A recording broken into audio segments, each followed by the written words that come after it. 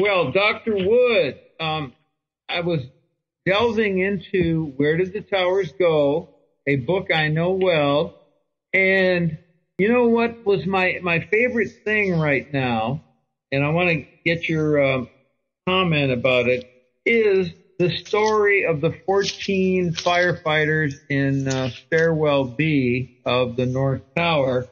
And I want to read a little. I'm on page 184 of Where Did the Towers Go? And in a way, this is the most human revelation or way to understand what happened in a short anecdote. And here we are with a firefighter, James McGlynn. He's trapped in Stairwell B, and we pick up on the middle of his comment, and he says, I don't know exactly who, but I know he made contact with Chief Visconti. One of the 14 makes contact with the outside world. And McGlynn goes on, the thing was, we were trying to tell them where we were. We just kept telling them we're in the B stairwell.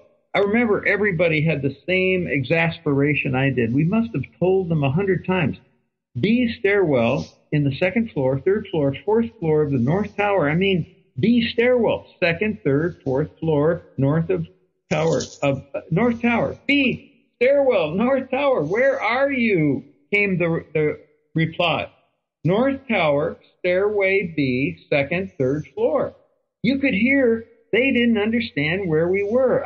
Keep going. My God, why aren't you listening? Then they said, where's the North Tower? That gives me chills. Where's the North Tower? They couldn't find the North Tower. And he, in a minute later, he says, you couldn't understand that? The interrogator says, no, it was unimaginable. Dr. Wood, it's still fantastic, isn't it? Truly. And when you look at the picture from the outside, then you understand why they didn't know where Tower 1 was. It would seem like these guys were talking from the beyond, because you have this void of a building. It looked like there wasn't anything there at all. And these guys are saying they're in Tower 1. Sure. Right. Yeah. And they were all prepared to die. I mean, they naturally thought they were going to die. And one of the men there in the tower, in the stairway, at one point he says, what happened to the 106 stories above us? They should have killed us. We were looking for steel beams and concrete to collapse on us. They were waiting to get squashed by it all. Yeah. And they looked up and saw blue sky. Yeah. You know what's also great about the book is all the forms of evidence that you bring to bear. You don't just look at photos like the September Clues crowd. They say you're looking at a bunch of fake photos or videos. I'd like to insert something else here. Well, I'm thinking of it. They say that I haven't gotten any of the pictures verified or validated. Yeah, and I have. I actually have talked to the photographers who are willing to go into court to say that in court. But I don't need to tell the September Clues people the names of these people, because they deserve a life. They don't need to be hounded by truthers, especially truthers who claim that nobody was killed and various other things. They deserve protection. But yeah, they have validated the various images. I've talked to quite a few of them. I've talked to people who were there. I've talked to them myself.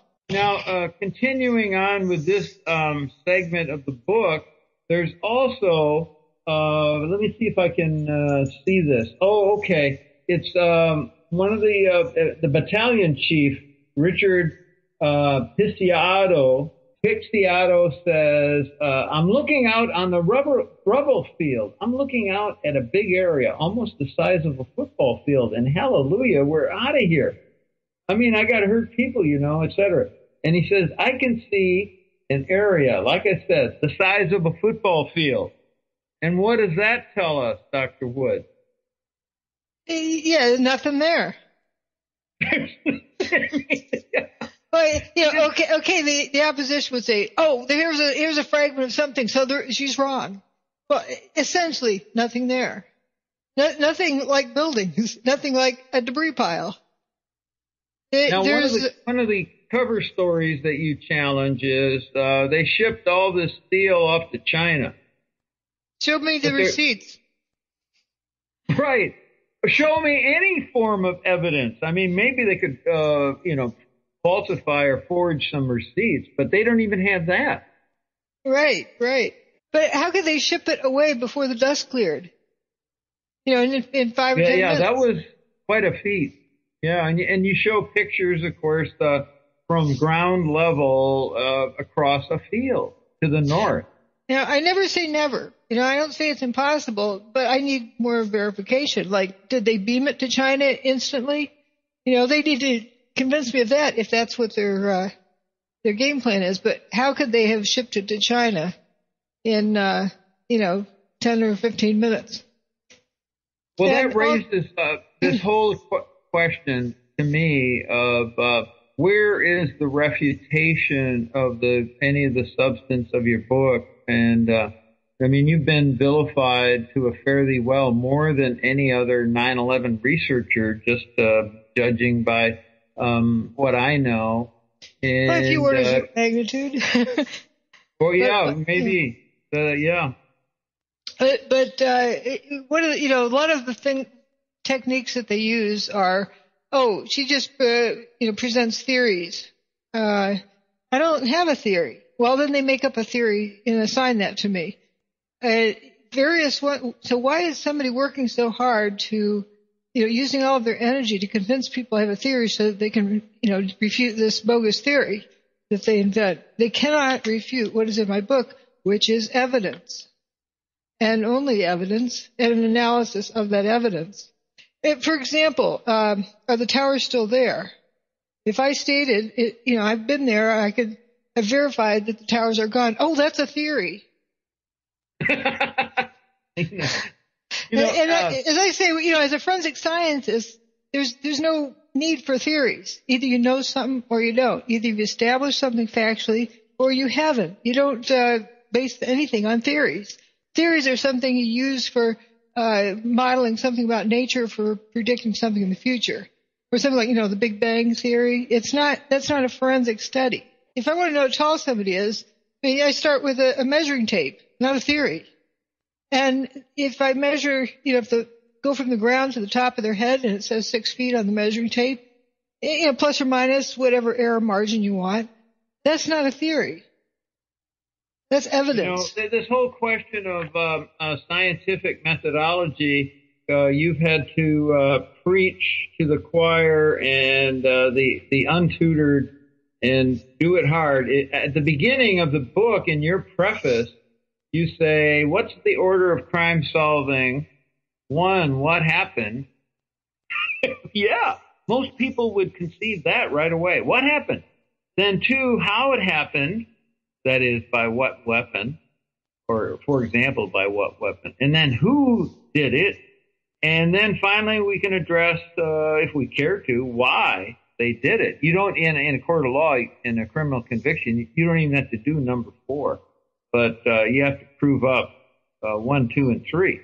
And, I'm a little more liberal than you are on this, maybe a little looser in that I think you could have a kind of a tentative hypothesis and go in, as long as you're not married strictly to it. As long as that's where the difficulty comes in, because you end up biasing your observations, which shades your right. Yeah. Here's the thing about how that works, and this is actually one of the most primary ways it's used to cover up these events. You get people to focus on how it was done. What's it? Well, you haven't defined what it is, but they start arguing. So in order to state how it was done, they have to imagine what it was that got done. Because how do you say how it was done if you haven't defined it? And so they end up working on an imaginary problem. It's not a real problem because they haven't established what the real problem is. They've just, imagined what it was that happened, and here's what did it. So if you start out with bombs, well, then you're imagining what data you need that bombs would support. Well, if bombs were used, then it had to look like this. So then you imagine what that data will look like. So that's the problem with starting off with a hypothesis. And then you go looking for the data to support your pet theory. Yeah, and your exhaustive presentation of the evidence finds that all these theories are inconsistent with the evidence. For example, you have photos of the face of WFC2, the building across the street in the World Finance Center. Yep. And you show while that there was a marble facade that was destroyed. The only other damage to these buildings was windows. Rounded holes in the windows, and sometimes only the outer pane. Yes. And it is, in other words, it doesn't show the consequence of debris and carried on a blast wave and pop marking the whole surface of the building. Right. So why do we have so many people who, they like to memorize a list of talking points and then insist on what the evidence should look like? I've heard people talk about, stuff was shot out of there, exploded out of there at 60 miles an hour. 60 miles an hour is not the force of an explosion. Right. And you aren't, you're relying on standard evidence about, what is it? In 1 second, 26,000 feet is a blast wave from an explosion of like C4 RDX. Well, an explosion is, you hear it, it's supersonic.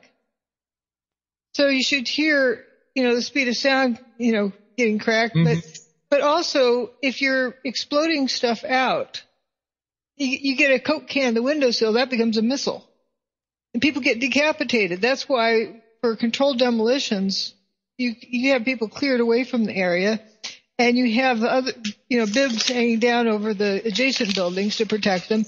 You remove everything that's nailed down and everything that's not nailed down, and every single thing you can possibly take out of the building, because when those bombs go off, those things that come loose become projectiles, and they take out people. They would make the building across the street, look like it was machine gun fired, and you don't have that evidence. So there was no explosions going off that blew chunks. What's interesting here, and the reason I want to get Erik Larson on the line is that in his book, The Skull of Yorick, The Emptiness of American Thinking at a Time of Grave Peril, Studies in the Cover-Up of 9/11, it's the establishment media that he concentrates a lot of his firepower at in leading to the hollowing out of America and all the dire consequences of 9/11, whereas you are really looking at the so-called 9/11 truthers and all the people who are supposedly laboring in the fields to harvest truth about 9/11, and yet they too many of them don't appear to be well-intended, and even those who are may well be mistaken because they aren't good thinkers. Right. I've often said that there's three things, one or more of them would keep someone from seeing what happened. Number one is problem-solving skills. Number two is groupthink or peer pressure. And the third thing is they're terrified of the implications.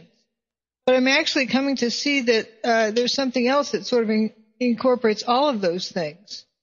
And that is that a lot of people just tend to memorize a list of talking points. They don't think.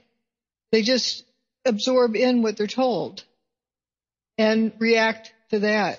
They know the official story is wrong. Well, don't you think those who planned 9/11 would anticipate that and find a place to herd them and steer them? Mm-hmm. So if anyone starts asking questions, you have this truther movement to collect them and give them, if you don't like the lie behind door number 1, we'll give you the lie behind door number 2. Yep. And if Plan you don't like B. the lie behind door number 2, look right in here, door number 3. Anything to keep them occupied so they don't turn around and see the wide open field of evidence behind them.